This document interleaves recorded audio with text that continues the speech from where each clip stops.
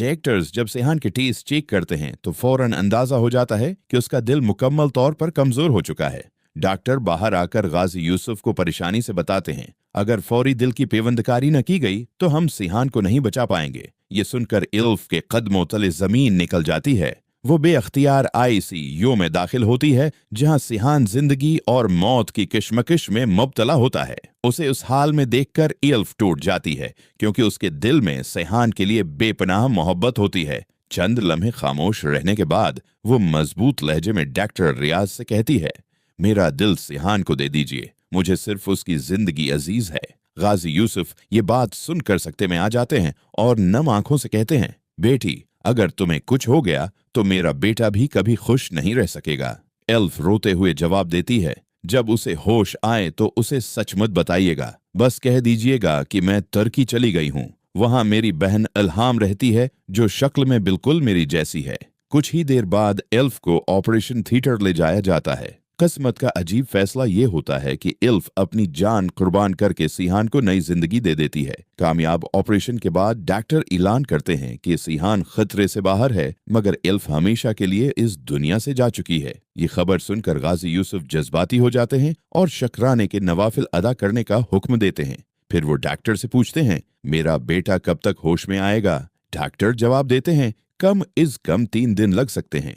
3 दिन बाद जब सिहान आंखें खोलता है तो सबसे पहले एल्फ का नाम लेता है।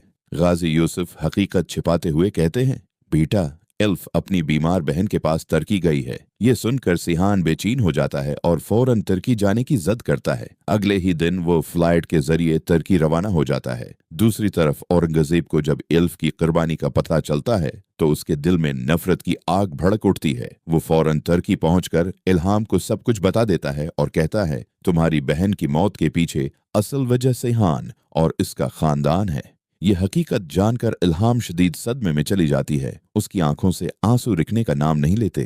इधर सिहान तुर्की की गलियों में इल्फ को तलाश करता फिर रहा होता है। अचानक एक रेस्टोरेंट में उसे एक लड़की नजर आती है जो बिल्कुल इल्फ जैसी दिखाई देती है। वो फौरन उसके करीब जाकर जज्बाती अंदाज में कहता है, एल्फ, तुम मुझे छोड़कर कहाँ चली गई थी? मगर वो एल्फ नहीं बल्कि इल्हाम होती है। अपनी बहन की मौत का बदला लेने के लिए वो सिहान के सामने मोहब्बत का ड्रामा शुरू कर देती है। चंद दिन गुजरते हैं और सिहान इल्हाम से दिल लगा बैठता है।